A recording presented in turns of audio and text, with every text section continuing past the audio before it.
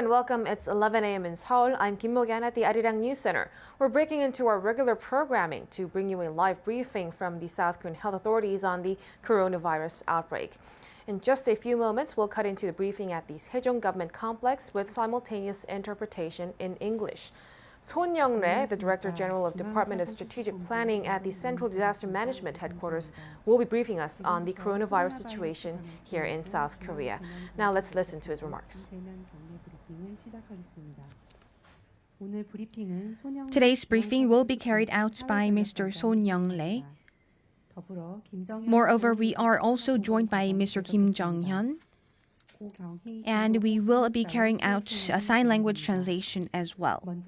First of all, here is Mr. Son Young-rae with the explanation on the briefing for the COVID-19 situation here in South Korea.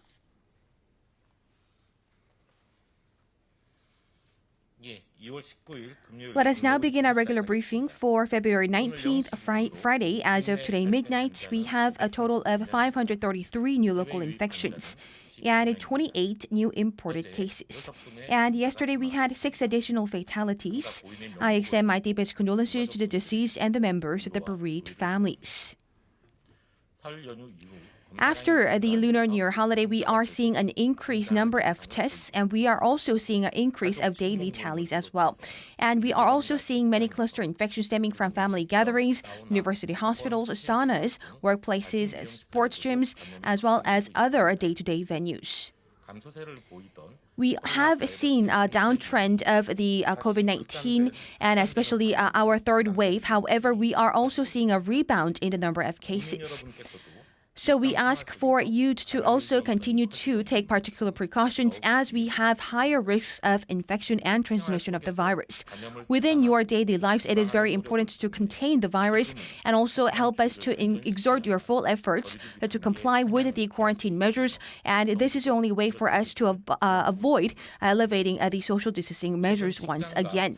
And lately, we are also seeing cluster infections, numerous types of cluster infections stemming from workplaces.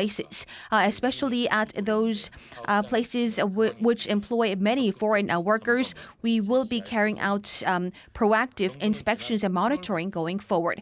And from last July, we have also looked at some 4,000 clusters of the foreign workers, and we have also been promoting our antivirus measures to these places as well. And with the help of embassies here in South Korea, we have translated our protocols into 16 languages, and they have been distributed to the many foreigners living here in South Korea. However, as for many illegal workers here in South Korea, they are also fearing and they are also not reporting or refraining from getting tested themselves. So in order to prevent these cluster infections stemming from them, we also need to continue to monitor the infections, and also we are not giving them a disadvantage, including deporting them from the country. So we ask you to take particular precautions if you have foreign employees within your workplaces, and also encourage them to get tested if they have any symptoms. And especially for manufacturing facilities and construction sites, we will be elevating our inspections and monitoring. And the Ministry of Labor and Employment will also look into about 1,000 facilities that are prone to virus infections, and they will also carry out 1 week of prolonged and intensified inspection on site. And they will also look at 500 manufacturing sites and 500 construction sites, and they will also be on an intensive crackdown. Moreover, they will be monitoring whether the people there have complied with the face mask wearing rule, and also whether they have disinfection and ventilation at their facilities. And as for the facilities that breach these measures, they will be subject to immediate penalties and fines. And we also ask you to comply with these measures if you are working at these facilities and if you are managers within these facilities as well.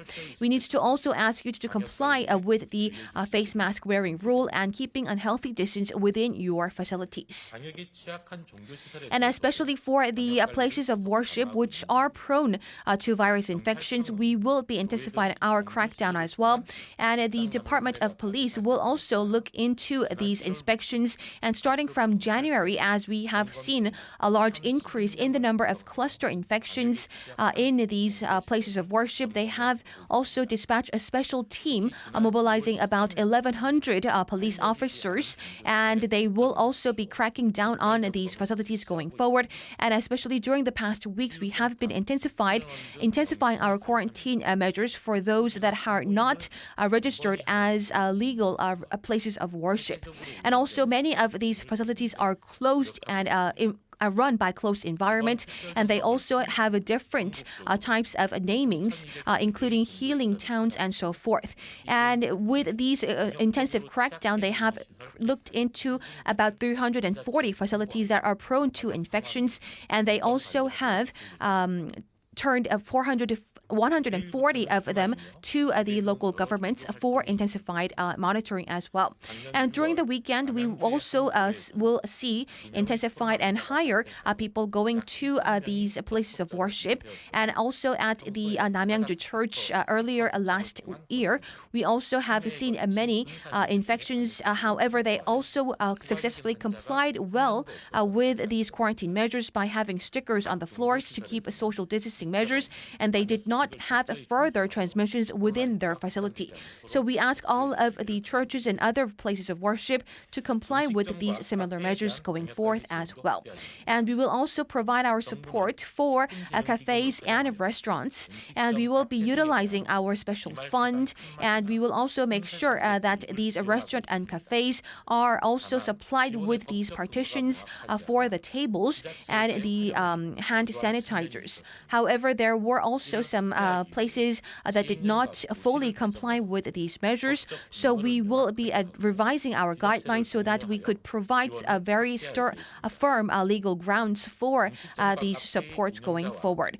And as for the managers and the owners of these facilities, we ask you to have a certain distance between these tables in your facilities, and also dispatch and put these hand sanitizers within your workplaces. And moreover, we have also the personal relief telephone information, and here are some details. And many public use facilities have the electronic QR code systems. However, there are also many places where have the written visitor log. However, there are also concerns of a possible leak of the mobile contact number. And to this end, our Special Commission of the Protection of Personal Information, they have also proposed the idea of utilizing a personal relief contact information. So this is a very specific number instead of putting in your mobile number. So it consists of 2 Korean characters and 4 digits of numbers. And this is also like your car plate number, and this is also your given number for every individuals. And this can be easily accessed through the QR code system that you have on your on your mobile phone. And this is very also can be utilized very easily and readily. So please utilize these services going forward. And lately, we have also seen a large cluster infections stemming from university hospitals and other day-to-day venues, including sport gyms, restaurants, and private institutions. And we sincerely believe that in spring, we have the smooth transition into our vaccination rollout so that we can return our valuable daily routines, especially with the new school year starting for our schoolers. And also, the risks of COVID-19 cannot also go away completely. However, if we refrain from going to crowded, confined, and close-in-contact environment, we can minimize such risks. And lately, looking at these cluster infections stemming from the office spaces and workplaces, these places were also where people had were sitting in very crowded areas, and also they had shared rooms and shared facilities, which spread the virus this even further. And we believe that our society has a very complex and multi-layered community, and it is very difficult for our quarantine measures and antivirus measures to also target every one of these measures. However, we ask you to comply with the quarantine measures like wearing of your face mask and ventilating and disinfecting your place on a regular basis. Moreover, we ask the members of the public to think of yourselves as the responsible players of quarantine and also comply with these measures going forward. To this end, the government will also make sure that we can return a state of normalcy to our citizens. Thank you very much. 지금부터 질의응답 시간을 가지겠습니다. That was the government briefing you just heard, updating us on the latest COVID-19 situation in South Korea, which confirmed 561 new cases on Friday, bringing the accumulated total to over 86,000. There were 6 additional deaths. Now that does it for our coverage of this morning's briefing. We'll be back at 12 p.m. Korea time with our midday news with Mark Broom. Bye for now.